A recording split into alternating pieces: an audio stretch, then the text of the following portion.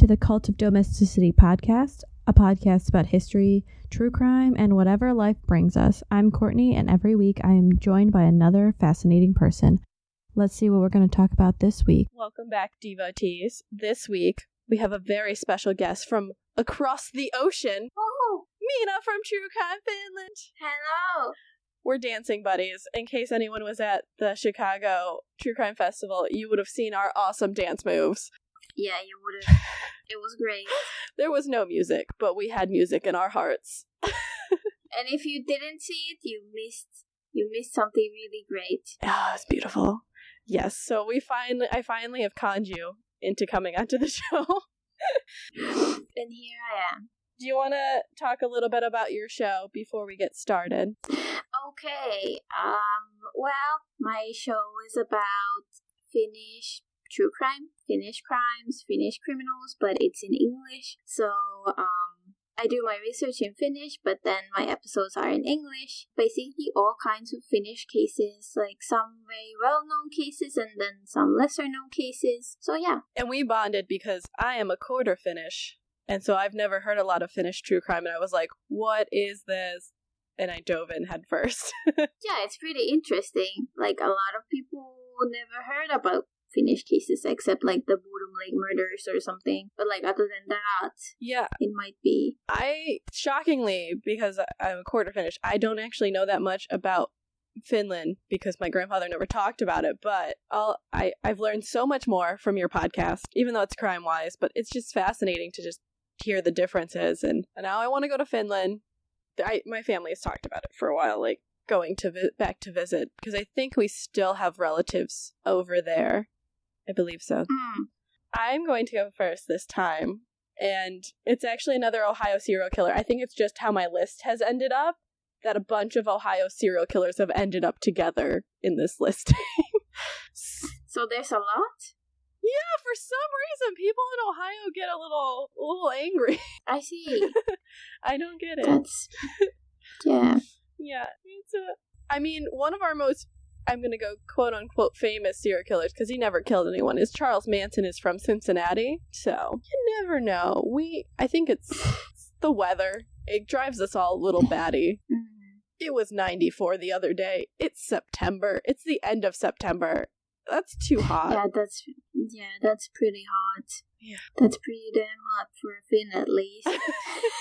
I'm going to tell you all about Thomas Lee Dillon. Nope, never heard of him. I have not.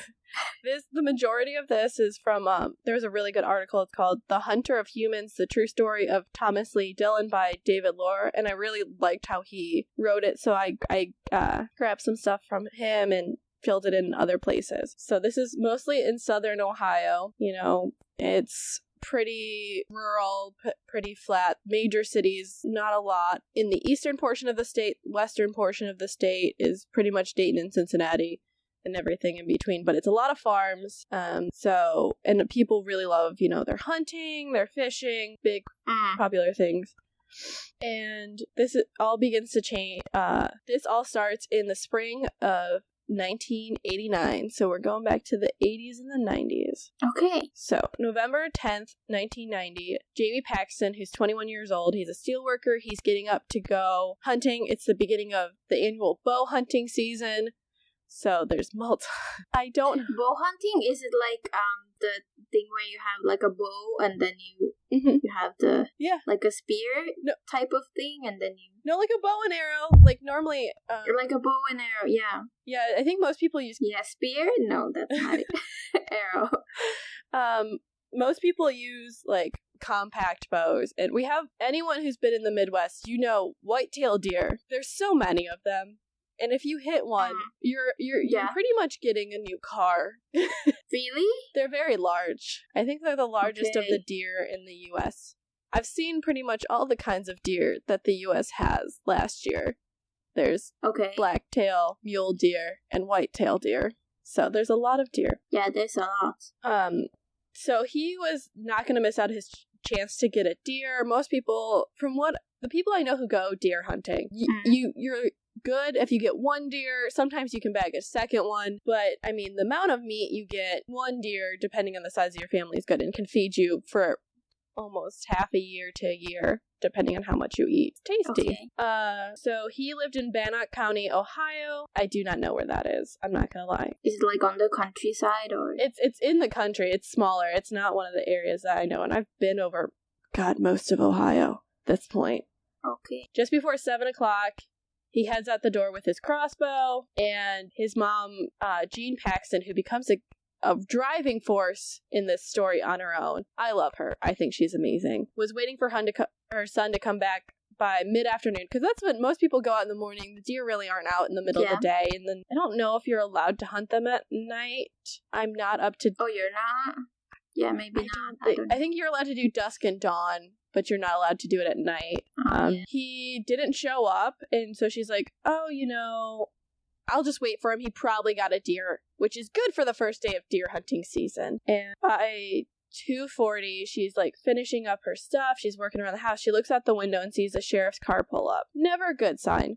Also, I'm assuming there's not local police in this area, because if it's that rural, it's just going to be a county sheriff. Okay, yeah. So a county sheriff, it's like for a larger area, not just like one small. Yeah. So it's, because some of these towns in rural Ohio and like rural areas, there's not a large enough population to sustain a police force. So they all pay into the sheriffs, and the sheriff's elected, which I have feelings about, but but they have, like, that's their only police force, so they patrol the county, which in Ohio can be various sizes. Some are bigger, some are smaller, and it's hard because then there's not a lot of police always. Yeah. So she runs out of the house and sees her husband, Mickey, clutching the post for support, and pretty much is screaming, don't tell me that Jamie's dead, like freaking out, because she knew, like, there's no reason for a sheriff to pull up in your house, like in your driveway. You're just like, oh no, the worst has happened. Yeah. Jamie had been found by friends on a bushy hillside along Route 9, dead from apparent rifle wounds to his chest, right knees, and buttocks. So it's not an accident with that much shooting. Yeah, no. There's too many. Especially if it was a shotgun, maybe, but a rifle to 3 spots is kind of deliberate. So. Yeah, I don't know much about shooting, but I would say so. Yeah, because, like, if it's an accident, like, oops. If it's an accident, you would notice that you hit someone, and it would stop. Like, you would do one shot, and then you notice you hit someone, and then you stop and you run to them, like, what? But if you shoot 3 times, then that's deliberate. 3 times with that kind of gun, too, is especially deliberate, because like I said, I don't know a lot about guns, but I do know rifles. You gotta pull the trigger a couple times. That's a... Yeah, now I see what you mean. Like a shotgun, the shells scatter, because they're like buckshots, but not a rifle. So this horrifies the small community, and in southern Ohio, like, hunting accidents do happen. It's not uncommon, but like Sheriff Tom McCourt knew, like, what we knew. That's not an accident. Yeah. Quote, when we saw more than one wound, we knew it could not be an accident. Plus, it was a bullet wound rather than an arrow, and gun season wasn't in yet, end quote. So, you can't even hunt deer with guns right now. So, it's just bow hunting. So, for him to be shot is really, really strange. And there's no clues behind. They looked for cartridge cases, tire tracks, footprints, anything. Nothing. They also checked around the body looking for spent projectiles that, so basically bullets that had gone through, but they really couldn't even find that. Okay. So as they're interviewing, everyone they interview is really confused by this. They're like, we don't know who would have shot him. It doesn't make sense.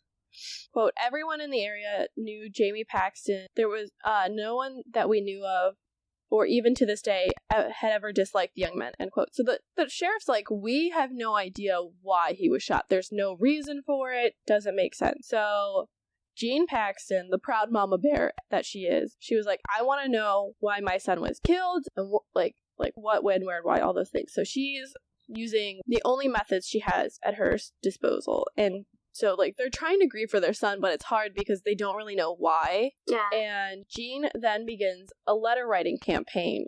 So she would send letters to the killer via Martins Ferry Times Leader newspaper. So she wrote several, like, I think like every couple of weeks she would write him a letter and have it be posted in the newspaper, so he would have to, like, see. So I have one for you. Quote, to the murder, and then there's parentheses with an S, so because she doesn't know, it could be 2 murders, of my son Jamie. Would it be easier for you if I wrote words of hate? I can't, because I don't feel hate. I feel deep sorrow at losing my son. You took a light away from my life, November 10th, and left me with many days of darkness. Have you thought of your own death? Unless you confess your sin and ask for God's forgiveness, you will face the fire and fury of hell. When you are caught, I will be sorry for your family. They will have to carry the burden of your guilt all their lives, end quote. So she's like doing a little fire and brimstone, you know? Yeah. It is rural Ohio. And maybe for her, it's also like processing the whole thing. Like writing that, maybe it helps her Yeah. to like let it out as well. Oh yeah, definitely. Like, I think she's just hoping that like maybe he'll like, write back and explain why. Mm-hmm. The investigators had told her that the Ruth, like, this killing was probably random and you won't probably be moved by but she keeps going. And after several weeks, the killer sent back an anonymous typed letter addressed to the Times Leader, Sheriff McCourt, and the Paxton. And so he's providing undisclosed details of the murder scene, and then he explains himself, and I have the letter as well. Quote, I am the murderer of Jamie Paxton. Jamie Paxton was a complete stranger to me. I never saw him before in my life, and he never said a word to me that Saturday. Paxton was killed because of an irresistible compulsion that has taken over my life. I knew when I left my house that day that someone would die by my hand. I just didn't know who or where. Technically, I meet the definition of a serial killer, but I'm an average-looking person with a family, a job, and a home just like yourself. Something in my head causes me to turn into a merciless killer with no conscience. To the Paxton, you deserve to know the details.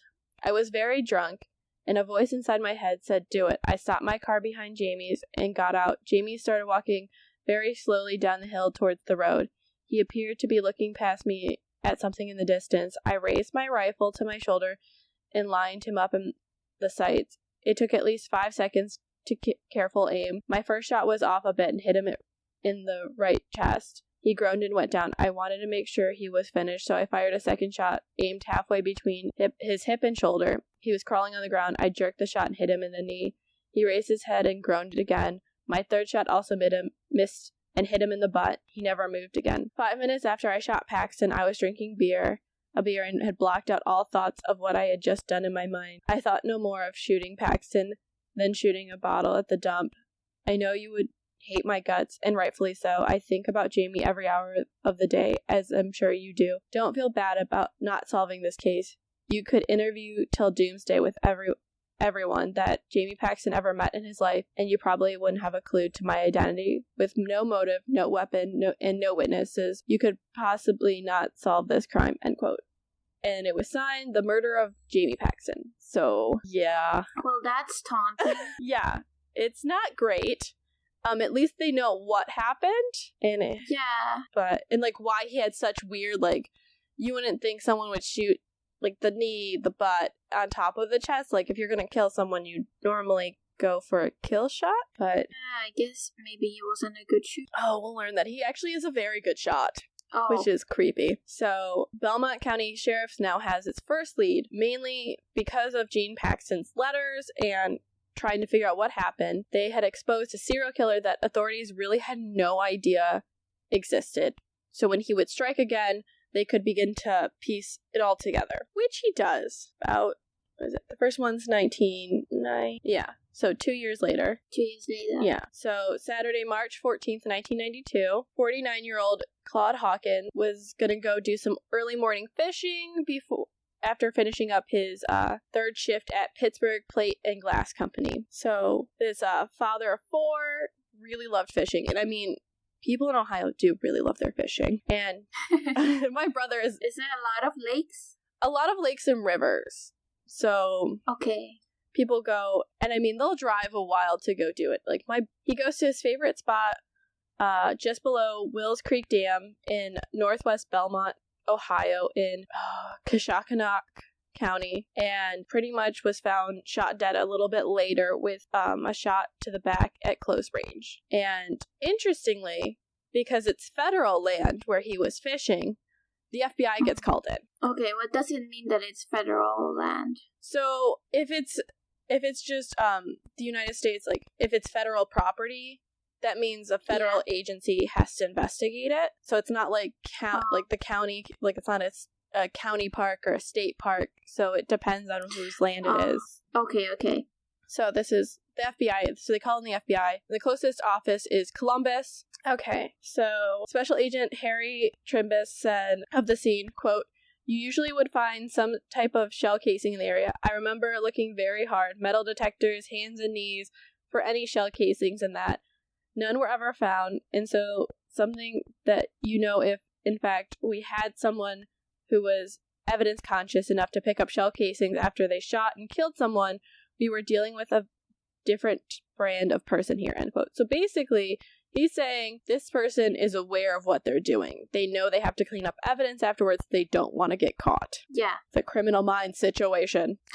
The FBI looked at this and goes, yeah, this is probably not a solitary event. So the Hawkins murder, I think they probably start to compare notes with other officers around the area. And on March 26, 1992, in New Philadelphia, just south of Canton, Ohio, for American football fans, that's where the Pro Football Hall of Fame is. Just fun facts. Yeah, fun fact. I've never been. I've been to Canton a lot, but I've never been there. So they gathered officers from 4 counties, the Ohio Division of Wildlife, because they also have there's a state organization, but they have jurisdiction on these lands and stuff, and so they would run across stuff, and the FBI to gather and compare notes. So they basically have a giant meeting. They're like, hey, we have this weird case. Do any of you guys have some weird cases like this? Yeah. And then do they find anything? Yes. They discovered that the earliest possible homicide relating occurrence like this occurred on April 1st, 1989. It was at about 9:30 a.m. in the back roads of Tuscarawas County. That county always gets me every time I have to say it. It's such an odd name. About 100 miles north of Belmont County, a 35-year-old truck driver, Donald Welling, had been out jogging near his home, which, I mean, is kind of common. You can jog on these back roads.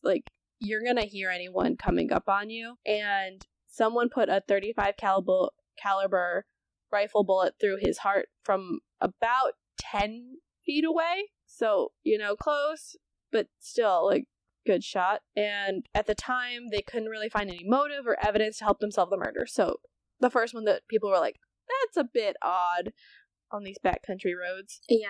Then they bring up Jamie Paxton's murder, and they're like, yeah, this kind of makes sense to be fit into this. And they were like, okay, so it's about 19 months between the Welling's murder and Paxton's murder. And really, what they discover at that period is they looked at it, and 18 days after Jamie's murder, on November 20th, 1990, there had been another murder like that, but in Duxbury, Massachusetts. So this person's traveling. Is that far away? Yeah, Massachusetts is on the coast. It takes probably about a day driving to get to, Pennsylvania's about, to get to Philly from here, Cleveland is about 7 hours. So yeah, it's probably going to be about 12 hours by car.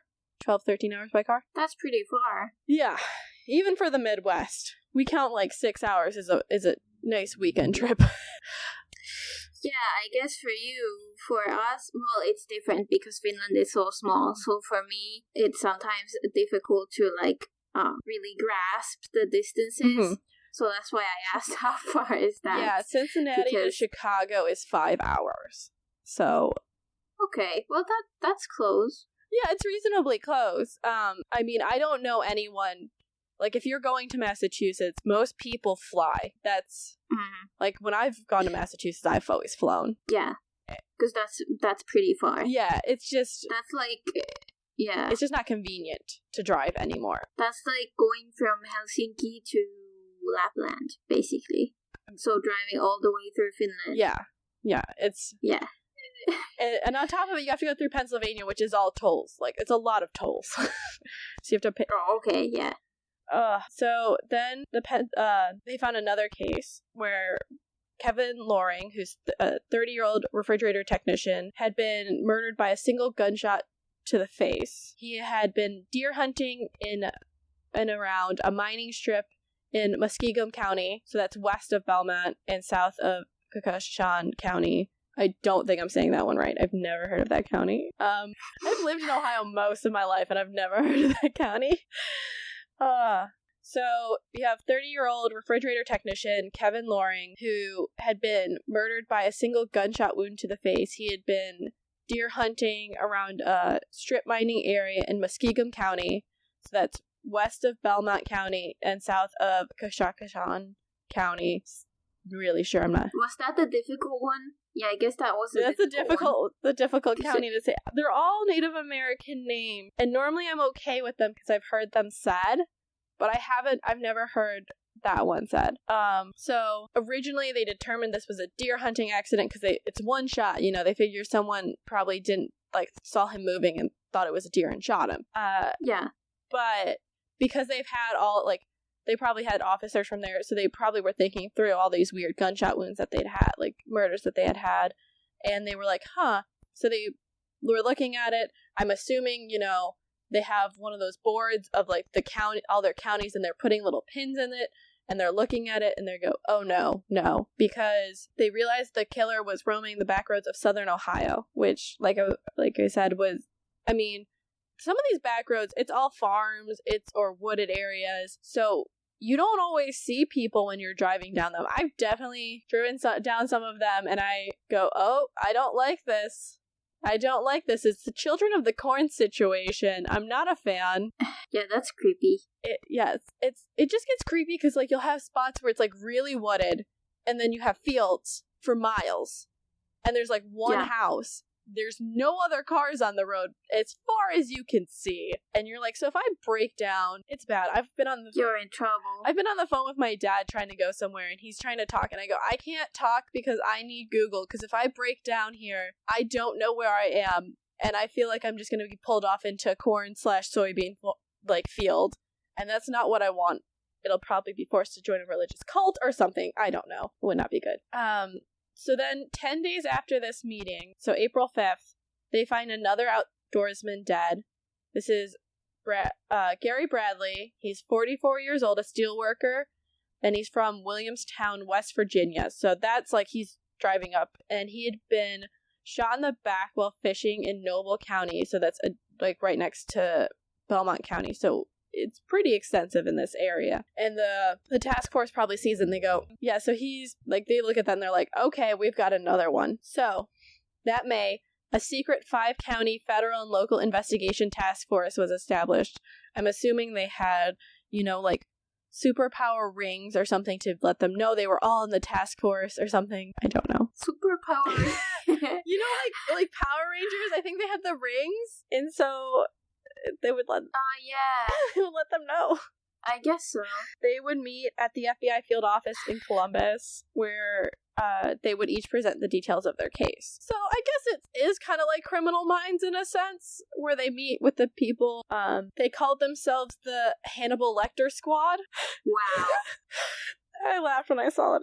And then they had a group of 3 personality profilers from the behavioral science unit in Quantico form a profile of the killer. They figured he was a white male, over 30, a gun enthusiast, an avid hunter, and owned at least several weapons. And I'm just like, rural Ohio.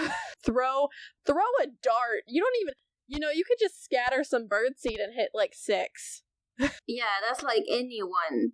That's like anyone over there. Yeah. Oh my god. Probably. I could have probably done that for my high school and hit, granted I was in high school, but hit several that could fit that definition minus the over 30s. They figured he would have an above average intelligence, but would be introverted, without many friends, and would resolve personal problems in a cowardly fashion. He might have a drinking problem, or engage in obscene phone calls, arson, fire, vandalism by shooting out windows or tires of vehicles. Stand-up guy. Okay, yeah. They also figured he would take sadistic delight in mutilating and murdering animals of all sort, and they figured he would be triggered by stressful events most likely would trigger these episodes, and he probably would commit them while drunk. They thought he would, quote, live within easy driving distance of the slayings, end quote.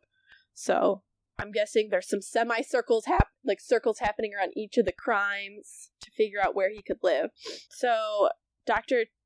Manuel Tanney, a professor of psychiatry at Wayne University in Detroit, figured out determined he probably did it for his personal satisfaction and pleasure. Okay, but he already said, like, that's why. Yeah. I just love this reasoning the doctor comes up with, quote, if it's pleasurable to kill dogs and cats at random, the much better prey is humans. They're a bigger trophy. People enjoy killing, let's face it. That's why they do it, end quote. So it's basically, he's playing the most dangerous game. He's hunting the most dangerous game, which is man, which is crazy. So the task force had investigated and ruled out at least 100 possible suspects by midsummer. And I'm like, dang, they would be busy. Well, that is some effective police work. I'm thinking that they have 5 counties on this, at least, plus the FBI. Probably, I'm gonna guess they got the state involved, too, just because it's so many counties. So yeah, that's a lot of resources, and it can help you go through candidates a lot faster. That's true.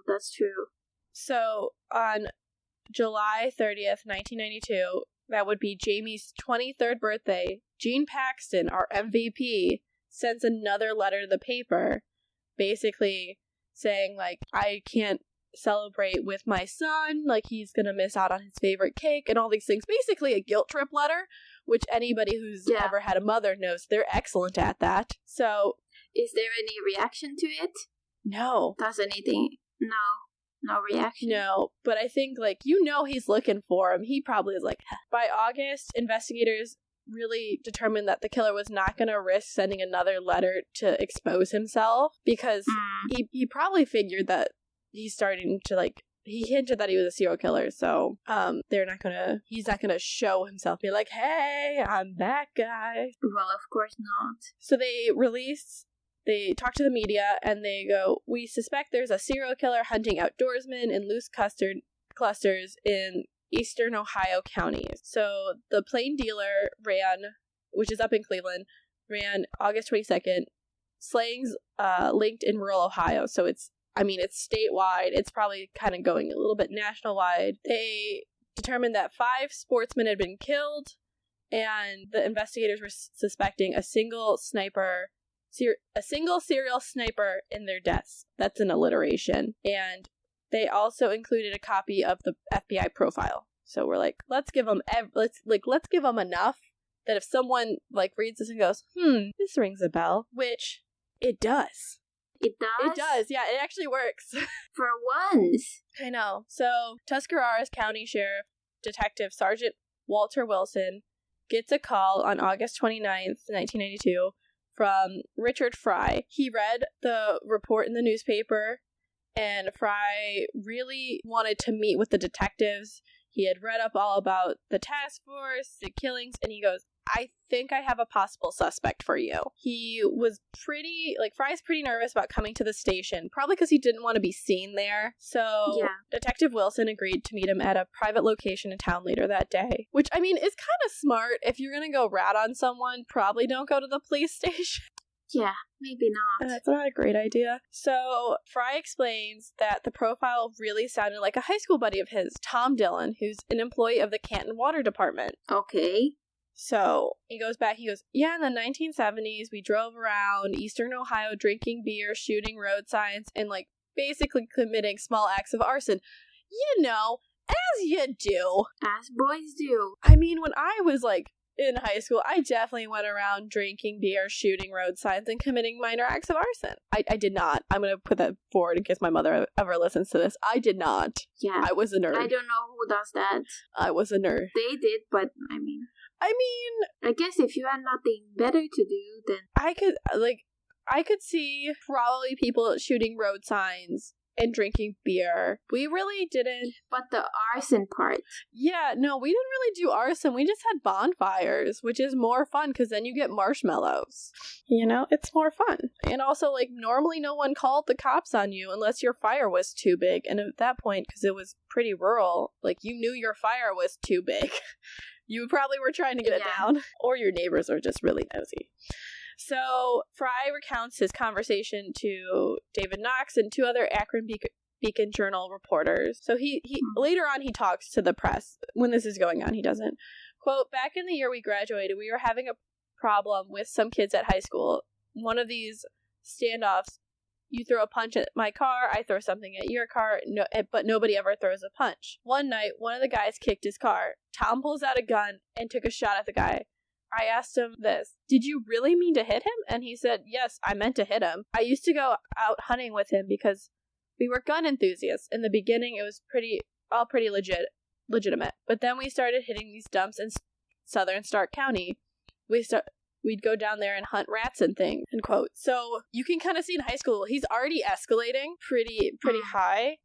Then, like, they ran into some diseased dogs and Tom killed them. He's like, and he really got enjoyment out of it. Okay, that's scary.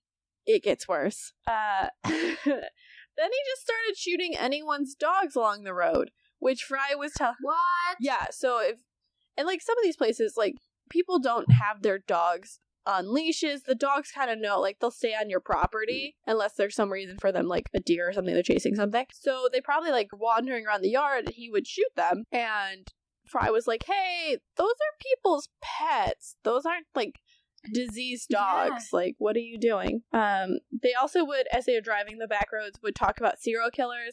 And Dillon was really fascinated by Bundy. And I'm just like, yeah, that's interesting. Yeah, if all of that combined is not a warning sign, like a big one, then I don't know what is. It's a giant mountain of nope. It's like slowly, like we started off in high school. He was, like, at a foothill level, and now he's at the, like, we're getting close to an Everest of nope. Just, like, of red flags and nopes everywhere. You're just like, So, Fry actually describes how Tom became more sadistic. Quote, once while driving back from Atwood Lake in Carroll County, Tom pulled off to the side of the road and pulled out his gun and started shooting at this farmer. Apparently, the farmer was a good way off. 200-300 yards, one of the others in the cars protested, what the hell are you doing? And Dillon explained that he couldn't hit a target at that distance with a pistol, so I'm just plinking at him, end quote. So he's just shooting at a person for fun, to scare him. Why would you do that? Yeah. Like, what? I don't get it. So after that, Fry really just was like, I just kind of cut contact. If I saw him around town, I wouldn't wave. I wouldn't talk to him, and he ran. Good call. Yeah, I know. He's probably like, nope, get out of this situation. It's a bunch of red flags. But at that point, like, most people didn't report stuff like that because you think, oh, they're just a little off the rocker, just kind of leave them be. Yeah. Because it's in the late 80s. So you have these serial killers coming out, but, like, most people probably think, oh, it's just a rare thing. It's not a common, like, it never could happen here. Whereas now, with all the true crime, people are like, yeah, probably could happen here. So, Fry next meet Dillon in 1986 in Newcomer's Town in southern Tuscarawas County. They kind of catch up, and he's like, oh, what are you doing? And Dillon says, oh, just driving around, this and that. And I just love this quote from Fry. Quote, when I saw him in Newcomer's Town, I thought, he's moving farther south because he's still up to his old ways, end quote. So he's like, he knew. He's like, this guy is still up to his crazy shit. And, like, yeah. So Dillon was a member of the Ohio Gun Collectors Association, and their gun show had moved up to Cleveland. Fry wasn't a member, but Tom invites him to be a guest. He told Fry, oh, I'd stopped killing all these animals. So Fry's response is, I guess we can be friends again. You're stopped mercilessly killing animals. This is cool now. I would still stay away from it. Yeah, as Fry recounts, quote, I remember one time he and I were driving and he said, do you realize you can go out into the country and find somebody, and there are no witnesses? You can shoot them. There's no motive. Do you realize how easy murder would be to get away with it? And I said, yeah, but why would you do it? End quote. So he's basically admitted to his friend, hey, you know how the best place to go commit murder? Wow. So they were driving up to the gun show, which, I mean, is maybe an hour and a half. You're like, I'm gonna go from Canton. It's probably 45 minutes to an hour, maybe an hour and a half, depending on traffic. And they were talking about Ted Bundy and, like, you know, how you can get away with it, you know, as you do. Yeah, so he basically confesses, more or less. Oh, yep. Tom said, quote, "Don't you think I've ever killed somebody?" And end quote, which really threw off Fry, who's like, "Yeah, I don't think you've killed anyone." Which Tom replies, "Oh, you don't really know me that well." And pretty much Fry was like, yeah, I've never seen him like that before. And also, has anyone ever been shot? Like, he remembers how he told him, like, you know, just go off in the, like, country roads and kill someone. Where is Dillon? He lives with his family in Mongolia, which, I mean, knowing Ohio, could be pronounced a different way, but I'm going with it. The Midwest, we love butchering European names. Which is about 75 miles from where Jamie Paxton was murdered. Okay. And so, you know, the detective's like, okay, let me gather up all that we can on Dillon. Yep. We got the animal killings check. We got the vandalism check. And September 20th, 1992, a witness had actually seen a red pickup truck really similar to what Dillon was driving at the time at the spot where a dog had been killed in Tuscarawas County. They found a .25 caliber slug in the animal. And Fry was like, oh yeah, he totally owns a .25 caliber rifle. And Detective Wilson was like, hey, do me a favor, buy it. So Fry bought it from Dillon, and they matched the ballistics. Which everyone who doesn't see, I just did like the slide the money across the table. Yeah. It was like, sneakily, just, you mind? We'll fill out an expense report for that. So then Detective Wilson runs a check on Dillon's background history on firearm purchases and all of that. And they go, okay, he bought a bunch of weapons from a licensed federal firearm dealer. Legal. And okay, legal. Yeah. So they get the dealer's records and they show that he had bought 18 weapons in the last few years. That's a lot of guns. I'm sorry. That's a lot. Like, I know Americans like guns, but 18 is a bit much.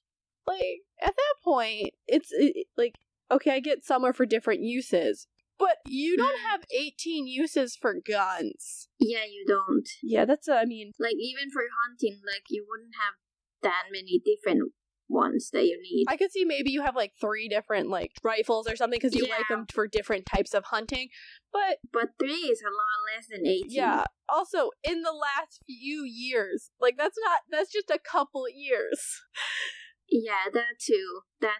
It's like the meme where it's like, you know, 4 can be a lot, or like 4, not a lot of dollars, but a lot of body, like a lot of people to murder. Like, it's one of those things. Like, 18 is not a lot of dollars, but that's a lot of guns. And they also, so of the 18 guns, there were 2 Mossers, which was the kind of gun used to kill 4 of the 5 outdoorsmen. So they're like, the type of guns there. Okay. They dig deeper into his past, starting with employment records. Because, you know, you gotta see if, can he keep down a job? Because we know serial killers, they ain't the best at that. Unless they're truck drivers, then they're excellent at that. So there's a couple actions for absenteeism in the 1970s, but his 22-year work record was pretty good, but his criminal record was very, very interesting. Oh. Yeah, in 1969, while a student at the Ohio State University, it's a thing. It's a dumb thing. Dillon had been investigated for possessing a Russian mortar military weapon. Why? Why do you need this? Especially in Columbus. I don't understand. Columbus isn't that dangerous. Also, I don't understand. So they didn't press charges because they're like, it's more of a collector's item than a weapon. Well, maybe make sure it's not still functional then. Yeah, I know. Yeah, no. Yeah, I could sense you're just like, oh gosh, Americans. Like, who says that? It's more of a collector's item than a gun? Like, who... Okay, I know there are people who collect guns, but, like, maybe I just don't understand it. I could understand, like, I get that people brought a lot of stuff back from, like, World War II, so maybe someone got it there, but you should have to like at certain things you should have to disable. Like you have, in order to keep this, it cannot be functional. Which it does. I don't know. Maybe they checked that, but it wasn't in the articles I read. So then they get to an incident in 1991 where Tom had been cited by a game warden for illegal target practice near a state hunting area in southern Stark County.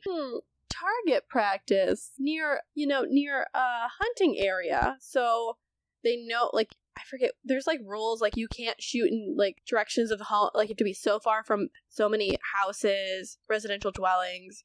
You can't shoot towards the street. There's a lot of rules about that. So shooting towards like that is actually really, really dangerous because a stray bullet could hit someone. Yeah, of course.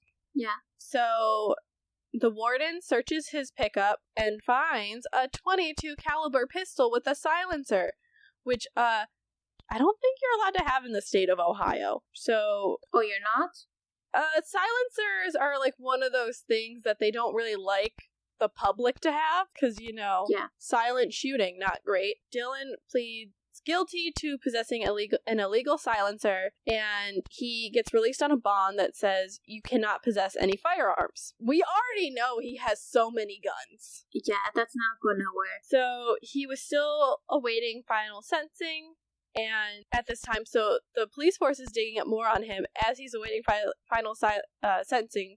And they're like, okay, yeah, this definitely is hella suspicious. Like they don't need that big magnifying glass. They have the tiny magnifying glass looking at him just like, yep, this dude seems pretty good for this. So they begin tailing him from the air and the ground. And I was just like, I kind of love that they're like, we're going to be up in the sky trailing him. I just want to know, was it by plane or by helicopter? Like with a drone? Well, this is in the 90s, so I don't think we had... Oh, yeah. Like now, yeah, True. They would drone that shit at the wazoo. So, because it's mid-October 1992, so I'm gonna guess either plane or a helicopter. So cool. Yeah, probably. So... I'm so clueless. I wasn't even born then. I was! I was pretty fresh. A fresh Courtney. So tiny, yeah. That's what you say about babies, right? They're pretty fresh. I don't know. Yeah. I never heard that before. I like to refer to, they're pretty fresh out of the person. So yes, they're pretty fresh. Everyone's like, they're a newborn. They're pretty fresh, like a loaf of bread. So in this surveillance, he had weekend jaunts of between 75 to 125 miles over the counties in Belmont, Harrison, Tuscarawas, Holmes, Cushan, and Carroll County. So that's a lot. I'm sorry. Like, even for the Midwest, that's a bit much. Especially if you're not going somewhere. Like, most people, like, they drive that, go to a park, go camping. But, like, just jaunts? Nah. So they noticed he would, I just love, they would get his schedule. And he would stop for beer and sometimes begin drinking as early as 7:15 in the morning. Why? That's early. That's early for a beer, and I'm gonna guess it probably was like Bud Light, maybe a Natty Light, so not great beer. Yeah, and here you can't even buy beer that early, like at the store. So November 8th, the investigators witnessed Dillon's vandalism firsthand. They saw him shooting at electric meters, oil well pumps, stop sign. He shot out a car with a for sale sign on it, including throwing a giant rock through the windshield. They then lose... Okay. I know, he's just like chaos for chaos sake at this point. They lost him on his way home from Belmont County on November 11th, but later that day, they figured out where he was because a bunch of cows had been killed with a crossbow in Tuscarawas County. So you're just like, yeah, just for, like, cows are expensive, and shooting them for just fun.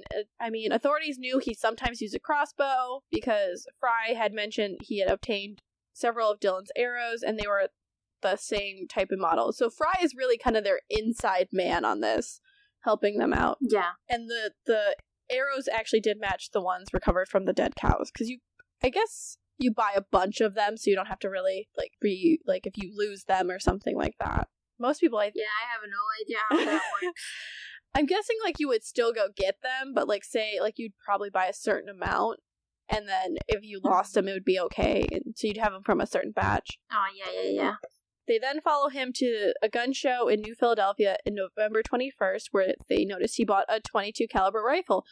Remember, he's not supposed to have guns. Like, he's still in that period. He's out on bond. So they were thinking about, they're like, okay, we have enough to arrest him for that, but there's still nothing to link him to killing the outdoorsman. And they're like, okay, if we wait to arrest him, are we giving him chance to kill someone else? Like, you know, it's that, was it Occam's razor kind of thing? Like, whereas, like, if we don't do this, we might get more evidence, but the more evidence might be a dead person. If we do this, do we have enough evidence? And on top of it, deer season was coming up, which is November 30th, and there were more than 300,000 hunters that would go into the woods all over the state.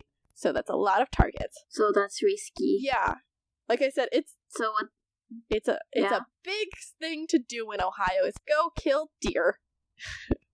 We hate them so much. What did they decide then? They were like, yeah, no, we're not risking 300,000 people's lives with this. So they arrested him outside of Tuscarawas County convenience store on November 27th and hoping that if they searched his home, it would get more evidence. Unfortunately, they searched his house, his pickup truck, his camper, his office, and safety deposit, getting nothing. At the bond hearing 5 days later, the prosecutors were like, hey, he's this prime suspect for 5 killings on top of this. What they didn't expect was, with all the publicity, the task force got a lot of breaks that they needed. On December 4th, a Stark County man came forward and was like, hey, I had bought this 6.5 by 55 millimeter Swedish Mauser rifle from Dillon at the Massillon gun show on April 6th. I'm not good at guns. That's why I was like looking at that weird. I was like, So luckily for them, the guy was like, hey, here's the gun and the receipts. Always keep your receipts, guys. They did ballistic tests and they're like, hey, this matches the bullets recovered from Gary Bradley and Claude Hawkins. Okay, we linked them to 2. Got this. So on January 22nd, 1993, a Noble County grand jury indicted Dillon on 2 counts of aggravated murder with the death penalty specifications, and his bond was set at $1 million. Because Ohio is a death penalty state, so they're like, no, this is pretty ruthless, pretty senseless. This qualifies for the death penalty.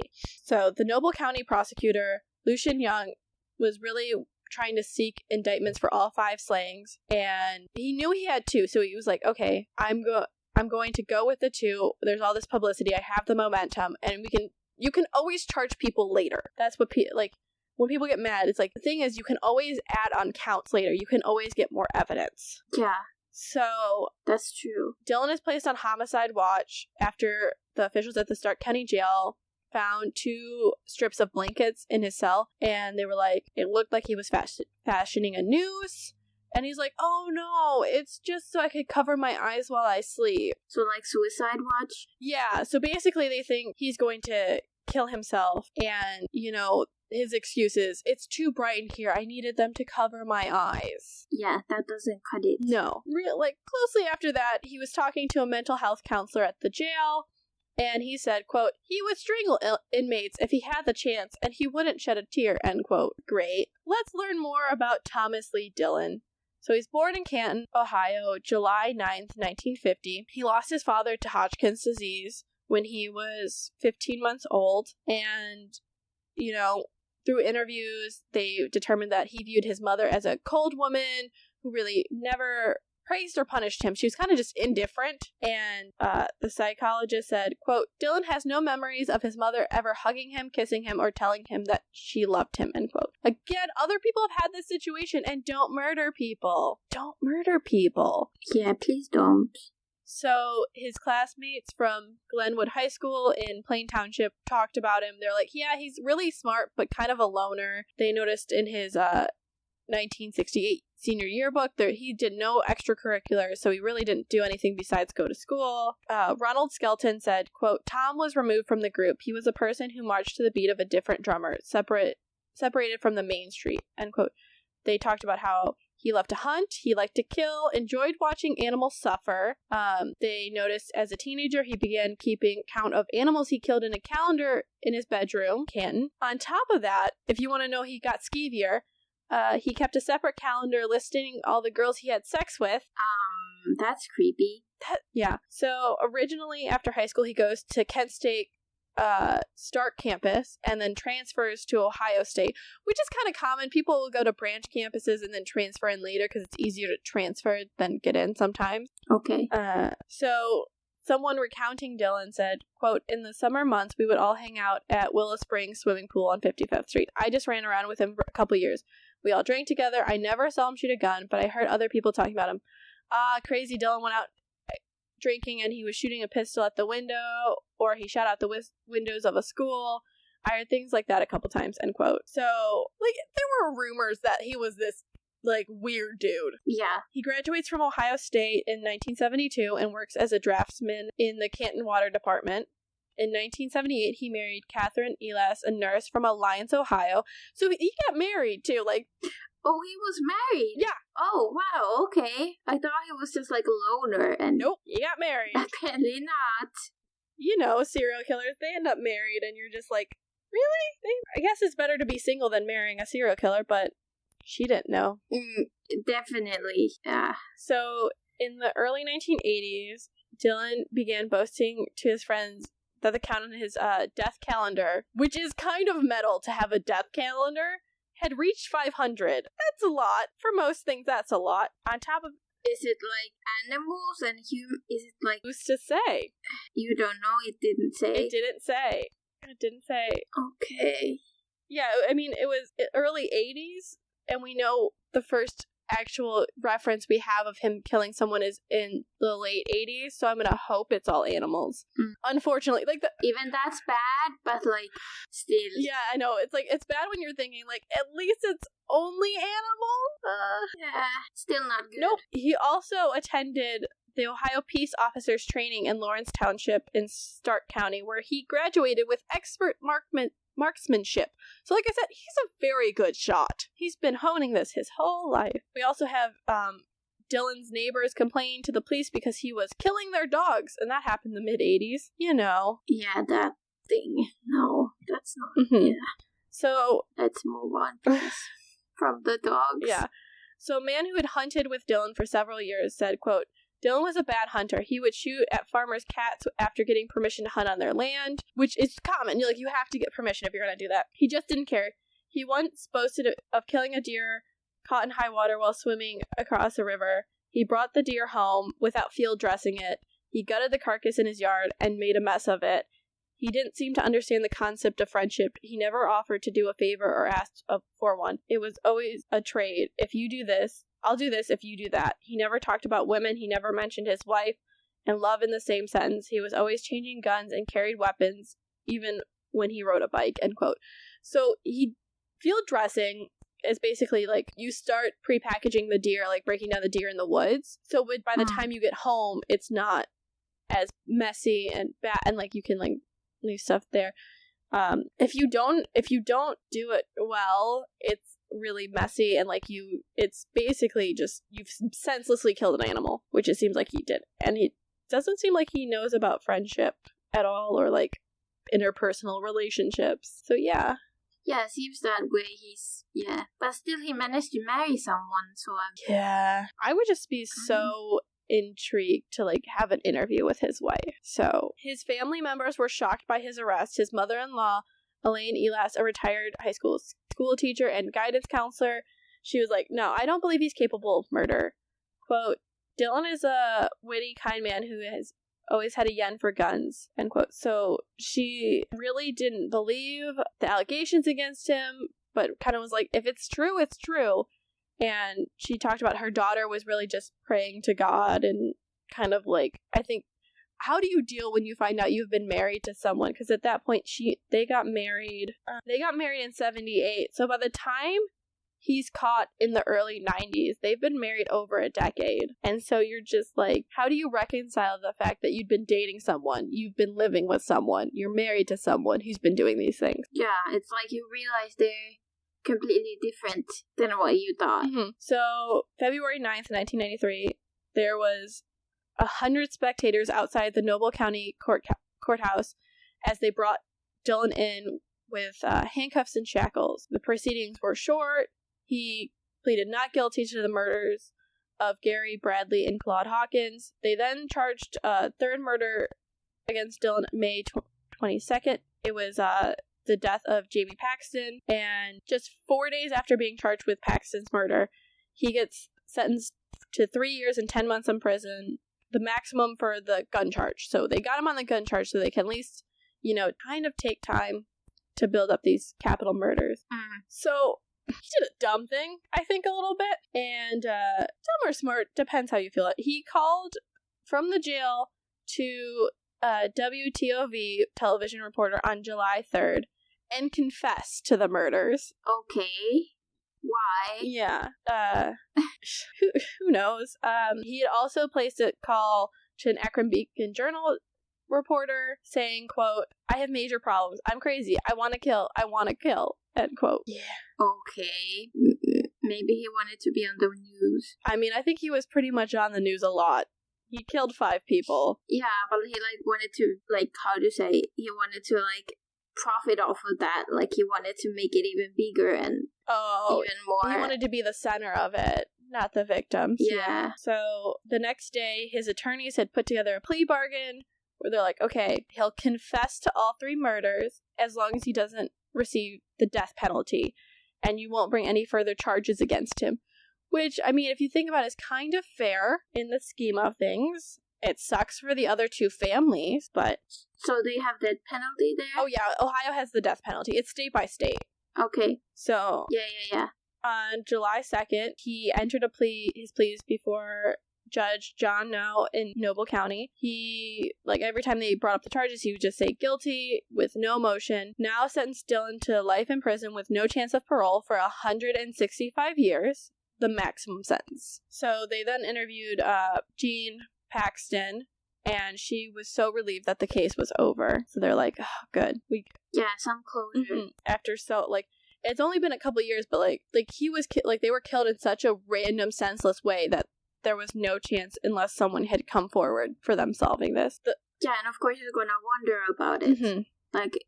The why is the most important, I think, for a lot of people. Yeah, it's why did this happen? And they know now that it was just random chance. He saw him. Yeah. So, yeah. The prosecutor for Noble County said the plea agreement was actually the most practical solution, even though he preferred the death sentence. So he really wanted to get it. He was like, no, we want to make sure that he cannot do this. On top of that, in July 1993, get ready for this. Okay, I will prepare myself. Dillon admitted to setting 160 fires, committing other acts of vandalism in eastern Ohio in the preceding 5 years. They figured out his fires had caused more than $2 million in damages. He set them in Coshocton County, Belmont, Guernsey, Carroll, Columbiana, and Tuscarawas counties. So that's 6 counties. He set fires in 6 counties. He really, after that, so he admitted to additional stuff. And then he's like, okay, talking to the authorities, please don't send me to Ohio's, the toughest facility, which is Lucasville. He's like, please don't send me there. It's the maximum security. And he said, quote, "If I go to Lucasville, I'm a dead man," end quote. Well, our MVP, Jean Paxton, goes, "Oh, you don't want to go there, do you? Let me get this petition going on." She collected 8,000 names, and they got him sent to Lucasville, where he still is. Really? Mm-hmm. He is still alive. He's still alive? Yeah. And he's there serving his sentence? He's serving his 165 how years. How old is he now? Did I look that up? Oh, wait. It's telling me he died. Oh, no, he died I guess it wasn't up there. He died October 21st, 2011 in Columbus after being ill for 3 weeks due to an unspecified illness. So, okay, he died after that point, but he was pretty much at Lucasville for the most of the time. So, so that is serial killer Thomas Lee Dillon. Well, that was something. Yeah, I had not heard about that before. I hadn't either. I think he was on my list. I probably ran across him doing research for something and added him to my list. And it's crazy because I had never heard of him, and you think with so many people who are hunters and all this would be a more common case in Ohio discussed, but it's not.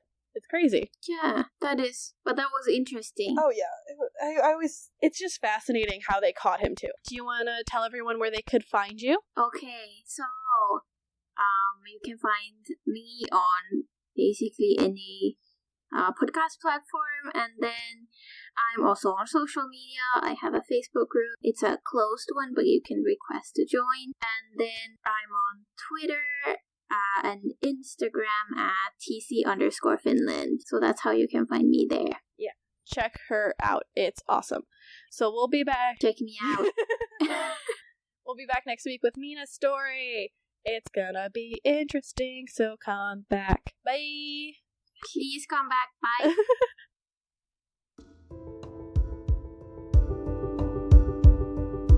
Hi, this is Minna from True Crime Finland.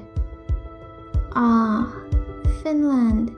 So peaceful and quiet. There isn't even any crime there, right?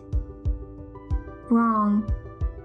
Join me every 2 weeks in discovering the dark side of the land of 1,000 lakes. From legendary and infamous to the lesser known and forgotten Finnish cases, the podcast will be sure to offer something for everyone. Find True Crime Finland wherever you get your podcasts.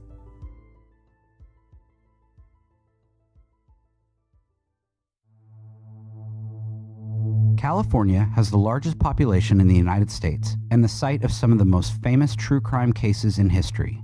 But there's more than meets the eye to the crime in California. Join Sean, Jessica, and Charles on the California True Crime Podcast as they cover crime both infamous and overlooked from around our state, while looking at the deeper history that goes beyond beaches and movie stars.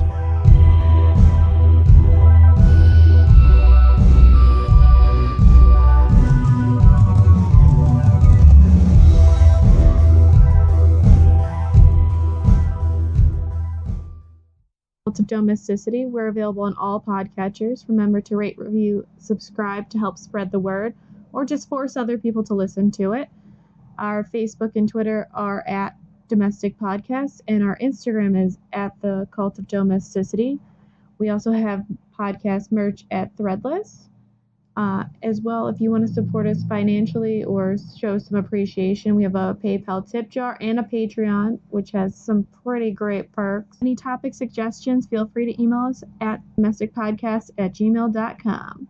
Remember to stay domestic and cult-free.